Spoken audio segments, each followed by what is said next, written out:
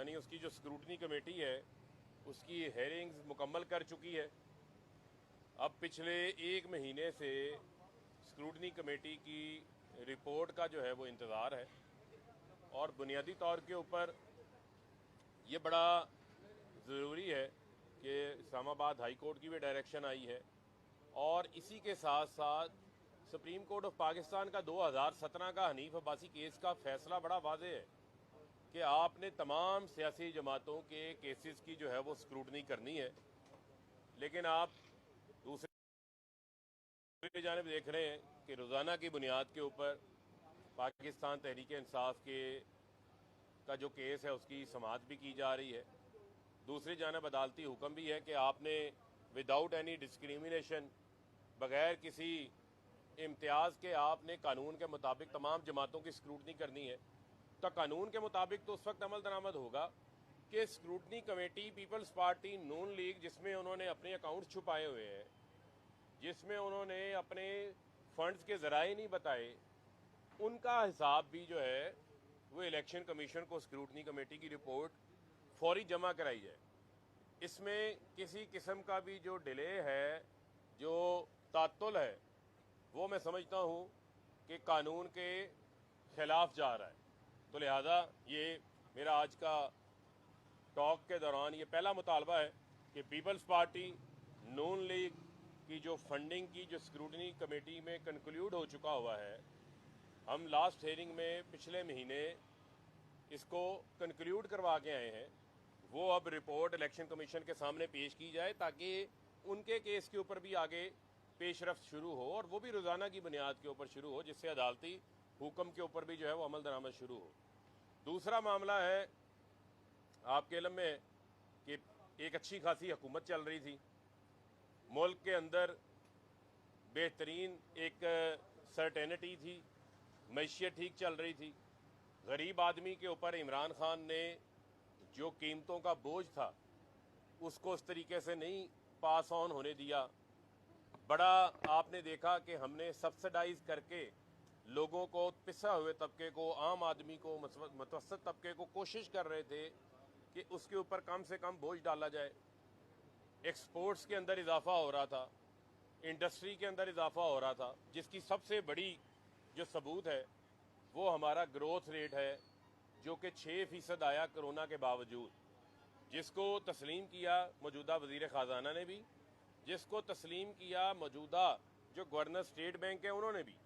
اور یہ تمام چیزیں عمران خان کی کرونا کے دوران جو بہترین معاشی پالیسیز تھی اس کے دوران تھی, اور پاکستان نے کئی دہائیوں, یعنی کہ پاکستان نے 6% 2 سال گروتھ جو ہے وہ حاصل کی, جس میں زراعت میں بھی اضافہ ہو رہا تھا, لوگوں کی آمدن میں بھی اضافہ ہو رہا تھا. لیکن امریکہ کی غلامی اختیار کرنے کے لیے چیری بلاسم اتحاد نے رجیم چینج کیا, اور ان 60 روز کے اندر جو شہباز سپیڈ نے کام دکھایا ہے, کہ شہباز سپیڈ آپ دیکھیں, ہماری جب حکومت گئی جس دن یہ جمع ہوا آپ کا عدم اعتماد, اس دن ڈالر کی قیمت تھی 178 روپے. آج ڈالر جو ہے وہ ڈبل سینچری کراس کر چکا, 25 روپے تقریباً جو ہے روپے کی قدر میں کمی آ چکی ہے. یہ ہے شہباز سپیڈ. 12 گھنٹے کی لوڈ شیڈنگ ہو گئی, ہماری حکومت میں لوڈ شیڈنگ 0 تھی, 12 گھنٹے کی لوڈ شیڈنگ ہو گئی, یہ ہے شہباز سپیڈ.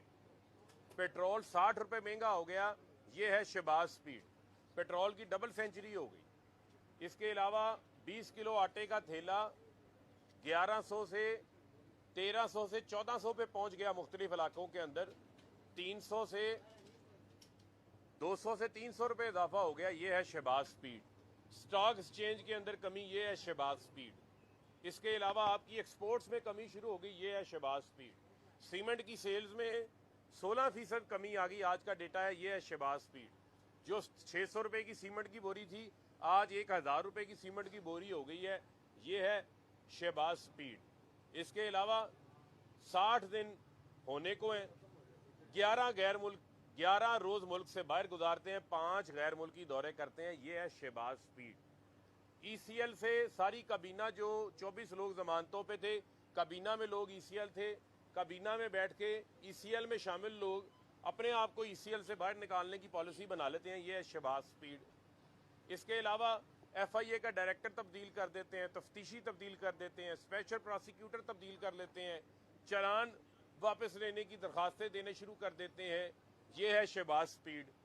NRO 2 यानी नैब के अंदर अमेंडमेंट्स ले आते हैं जिससे शहबाज शरीफ, नवाज शरीफ, मरियम, जरदारी के, पापड़ वाले के, फलूदे वाले के केसेस खत्म हो जाएंगे। ये है शहबाज स्पीड 60 दिन के अंदर। और इसके अलावा मकसूद चपड़ासी नहीं आ रहे, आनियाँ जानियाँ इनकी नज़र आ रही हैं। और 60 माह में ऐसी शहबाज स्पीड लगी है जो हम सुनते थे कि शहबाज शरीफ आएगा आटा 35 रुपए किलो हो जाएगा, शहबाज शरीफ आएगा पेट्रोल 75 रुपये लीटर हो जाएगा, शहबाज शरीफ आएगा घी 150 रुपये किलो हो जाएगा। तो ये शहबाज स्पीड के दौरान घी 200 रुपये किलो बढ़ गया है, बिजली 8 रुपये यूनिट बढ़ गई, 45% बढ़ के 16 रुपये से 24 रुपये यूनिट पे हो गया है। अभी उसमें टैक्सेस शामिल कर लें तो 3-4 रुपये का मजीद इजाफा हो जाएगा, 45% गैस में इजाफा हो गया है। ये है शहबाज स्पीड। यानी अवाम को तकालीफ दे रहे हैं, मुल्क की मैशियत का भुरकस निकाल रहे हैं। कल खुद तस्लीम कर लिया कि 60 रोज में ना तेल खरीदने के पैसे हैं ना गैस खरीदने के पैसे हैं, मुल्क को कहते हैं दिवालिये पे पहुंचा दिया। तो ये शहबाज स्पीड थी। इस स्पीड की आप बातें करते थे। ये स्पीड आपने क्यों लगवाई है? ये स्पीड आपने मुल्क को नीचे लगवाने के लिए लगाई है। ये स्पीड आपने इस वजह से लगवाई थी कि गरीब आदमी के ऊपर जो है वो बोझ पड़ जाए। अपने कपड़े बेचते बेचते आपने तो गरीब के कपड़े उतार लिए। आज आम आदमी अद्वियात नहीं ले सकता। आज आम आदमी अपना 2 वक्त का खाना उसका मुश्किल हो गया। पूरी दुनिया में कीमतें बढ़ी, आलमी दुनिया में कीमतें बढ़ी। जब हम कहते थे कि पाकिस्तान सस्ता है, हम उसका बोझ पास ऑन नहीं होने दे रहे, उसकी बुनियादी रीज़न क्या थी, क्या वजह थी? कि हमने लोगों को प्रोटेक्ट किया हुआ था एहसास प्रोग्राम के अंदर, एहसास राशन प्रोग्राम, एहसास कफालत प्रोग्राम, एहसास स्कॉलरशिप प्रोग्राम, सेहत कार्ड 10 लाख रुपए तक का इलाज मुफ्त फराम कर रहे थे।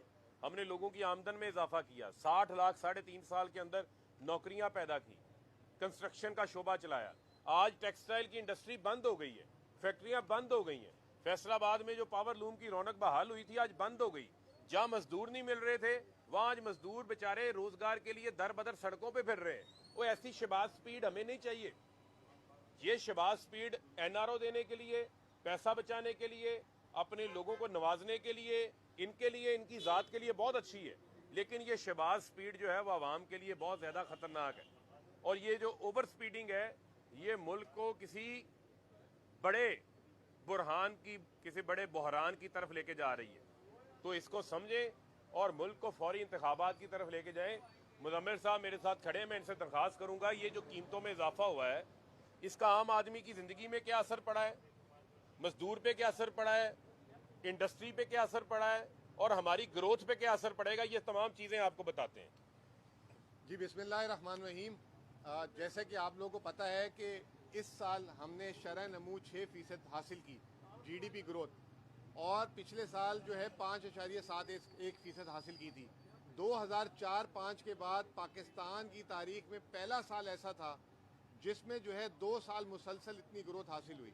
और ये वो 2 साल हैं पिछले 15 साल में जिसमें हमने इंडिया से ज़्यादा ग्रोथ हासिल की। पिछले 15 साल में इंडिया की ग्रोथ हमेशा हमसे डबल होती थी। ये वाहिद PTI का दौर था जिसमें ये हासिल हुई। अब जो बुरी खबर ये है कि आज वर्ल्ड बैंक ने 4% की बात कह दी है कि अगले साल शरह नमू होगा। एक तरफ जो है महंगाई की बात हो रही है, दूसरी तरफ जो है इस मुल्क में बहुत तेज़ी से मईशत तनज़्ज़ुली की तरफ जा रही है। अभी मई के महीने में सिर्फ आप देख लें, एक महीने में 10% पाकिस्तान की बरामदात गिर चुकी हुई हैं। उसके साथ साथ जो महंगाई है, पाकिस्तान की 75 साल तारीख का सबसे महंगा तरीन साल ये होगा। 30% के करीब महंगाई पाकिस्तान में होगी जिससे एक आम आदमी की कमर टूट जाएगी। जैसे फारूक साहब ने भी अभी बात बताई कि बिजली की कीमत जो है वैसे तो 45% बढ़ी है, लेकिन एक 100 यूनिट जो सबसे कम, जो मतलब 1-2 बल्ब और 1 आध पंखा चलाता है, उसकी बिजली का बिल जो है 75% से बढ़ जाएगा। 1100 से 1900 रुपये उसका बिल हो जाएगा। 200 यूनिट वाले का 65% बढ़ जाएगा। ये तो बिजली की तरफ है। गैस उसके बाद 45% जो उसका इजाफा होगा। ख़ास तौर पे जो जब सर्दियों में गैस के बिल आएंगे, लोग अपने घर के जो है गैस के जिसे कहते हैं कनेक्शन और बिजली के कनेक्शन कटाने पे मजबूर हो जाएंगे। تیسری بات یہ جو ہم پہ بار بار کرتے ہیں، یہ آپ ساروں کے لیے بہت ضروری ہے، یہ کہتے ہیں کہ جی ہم نے لینڈ مائن بارودی سرنگ بچھا دی تھی اور ہم نے جو ہے پیٹرول کی قیمت جو ہے نہیں بڑھائی تھی۔ 15 اپریل جو ایک ہفتے بعد ہماری حکومت ختم ہونے کے بعد ہر مہینے کی 15 تاریخ اور 30 تاریخ کو پیٹرول کی قیمت کا تعین ہوتا ہے۔ 15 اپریل کو جب وزیر خزانہ کے پاس سمری آئی، وزیر خزانہ اور وزیر اعظم کے پاس، تو اس وقت پیٹرول کی سبسڈی 24 روپے لیٹر تھی اوگرا کی طرف سے، اور انہوں نے 60 روپے بڑھائی ہے، یعنی کہ 36 روپے کی لینڈ مائن کس کی تھی؟ یہ جو ہے قوم سے جھوٹ بولتے رہے کہ جی ہم لینڈ مائن بچھا کے گئے، ہم نے قیمتیں نہیں بڑھائی۔ آپ سارے جو ہے یہ میں بات کر رہا ہوں، اوگرا کا نوٹس نکال لیں، 15 تاریخ کو سبسڈی کتنی تھی آپ کو اندازہ ہو جائے گا۔ دوسری بات یہ کہ یہ کہتے ہیں کہ ہم نے آئی ایم ایف سے معاہدہ کیا۔ آئی ایم ایف سے معاہدہ تو بہت مطلب دور کی بات ہے۔ جون 2018 کو مفتاح اسماعیل جب وزیر خزانہ تھا تو اس نے 30 روپے لیٹر پیٹرولیم لیوی لگا چکا ہوا تھا، یہ فائنانس بل سے پاس کرائی ہوئی ہے، اور یہ کہتے ہیں آئی ایم ایف سے ہم نے معاہدہ کیا۔ جون 2018 میں مفتاح اسماعیل یہ لگا کے جا چکا تھا۔ یہ عمران خان کی حکومت تھی جس نے پیٹرولیم لیوی کو بھی صفر کیا اور پاکستان کی تاریخ میں پہلی دفعہ سیلز ٹیکس کو صفر کیا، مطلب اس کی کوئی نظیر ہی نہیں ملتی۔ اور یہ عوام کو ریلیف دینے کے لیے صرف سیلز ٹیکس کم کر کے، اس کے باوجود ہم نے ٹیکس کا ہدف اس سال 6100 ارب روپے حاصل کیا، جو 1400 ارب روپے ایک مالی سال میں زیادہ تھا پچھلے سال سے، اور اس کا وجہ سے 700 ارب روپے صوبوں کو گیا، جو صوبے آگے یہ جو ابھی حمزہ صاحب جو ہیں یہ گندم اور یہ جو عیاشیاں پھیلا رہے ہیں، وہ بھی اس میں بہت سارے مسائل ہیں جو بعد میں ہماری سیاسی لیڈرشپ بتائے گی۔